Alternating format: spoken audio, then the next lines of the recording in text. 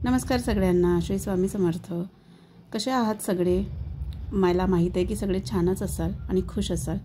तर माझ्या चॅनलमध्ये तुमचं सगळ्यांचं पुन्हा एकदा स्वागत आहे। सुरुवात करूया रेसिपीला। रेसिपी काय आहे तुम्हाला समोर समजेलच। त्यासाठी मी घेतलेले आहे इथे तुरीचे दाणे। तर तुम्ही कुठल्याही प्रकारचं दाणे घेऊ शकता, वाटाणे आणि पावटा पण येत आहे, आता हिवाळा आहे तर। तांदूळ घेतलेले आहे, कळतच असेल तुम्हाला काय रेसिपी चालू आहे।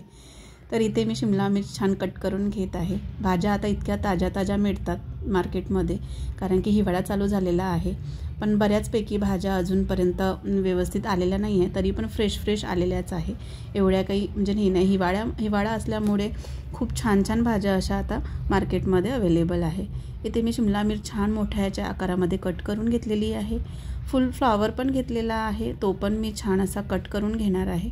मोठ्याच आकारात कट करायचा आहे, कारण की आपल्याला तो डायरेक्ट कुकरमध्ये टाकायचा आहे। त्याच्यामुळे असे बारीक वगैरे असं काही करत बसू नका। तुमच्या आवडीचे तुम्ही आकार देऊ शकता, छोटे मोठे तुम्हाला जसं आवडते तसं। एक बटाटा घेतला सोलून छान, त्याला पण कट करून घेतलेला आहे। गाजर आता छान लाल गाजर मिळत आहे। आता सुरुवातीच्या गाजरमध्ये इतका छान चव असते आणि मस्त असा गोडवा पण असतो, तर हलवा वगैरे करायला खूप उत्तम असतात आत्ताचे गाजर। ते ऑरेंज कलरच्या गाजरमध्ये तेवढे पाहिजे तितकं सत्व नसतात जेवढे याच्यामध्ये असतात। तर इथे मी छान तुळीचे दाणे पण त्याच्यामध्ये टाकून घेतलेले आहे। सगळं भाजीचं मी व्हेजिटेबल एकत्र केलेलं आहे, पाणी टाकून त्याच्यामध्ये मुरत ठेवलेलं आहे। इकडे कांदा कट करत आहे, तर 2 कांदे घ्यायचे आहे आपल्याला आणि छान असे लांबटसर असे कट करून घ्यायचे आहे। मिरच्या पण घेतलेल्या आहे, ऑलरेडी त्या मी देठं काढून ओल्या करून छान स्वच्छ धुवून मी ठेवलेल्या होतात, म्हणून मी डायरेक्ट कट करून घेत आहे।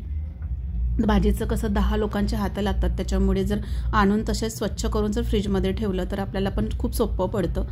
तर इथे छान सगळं कट झालेलं आहे। आता मी इथे कुकरचं भांडं घेतलेलं आहे, त्याच्यामध्ये तेल घातलेलं आहे आणि त्याच्यासोबत घेतलेले आहे तमालपत्र 2-3, मोठी वेलची, छोटी वेलची, 2-3 लवंगा, 2-3 मिरे, 1 दालचिनीचा तुकडा आणि चक्री फुलाचे 2-3 तुकडे घेतलेले आहे। सगळं जिन्नस मी आता तेलामध्ये घातलेला आहे, छान परतून घेऊया। त्यानंतर मग कांदा आणि मिरची पण तिथे घालून मी छान परतून घेणार आहे। तर मोठ्याच आचेवर सगळं जिन्नस असं छान परतून घ्यायचं आहे।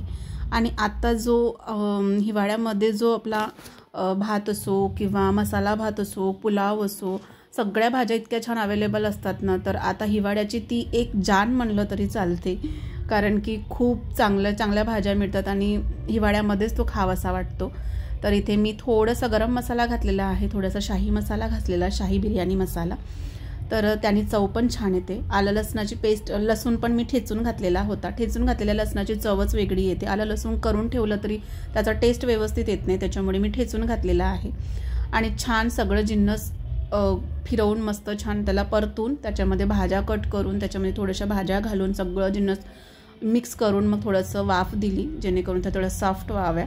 त्यानंतर 2 टोमॅटो घातलेले आहे। त्याच्यानंतर तिखट, मीठ, हळद चवीनुसार घालायचं आहे। ऑलरेडी तिथे 4-5 मिरच्या घातलेल्या आहे, त्याच्यामुळे थोडं चव कमी येईल असं, म्हणजे तिखट वगैरे थोडंसं सांभाळून घाला, कारण की ऑलरेडी मी तिथे मिरच्या घातलेल्या आहे। तुम्ही पण घालाल तर तुम्ही पण थोडंसं व्यवस्थित प्रमाण करून घाला, जसं तुम्हाला आवडतील तसं। छान मिक्स करून घेऊया।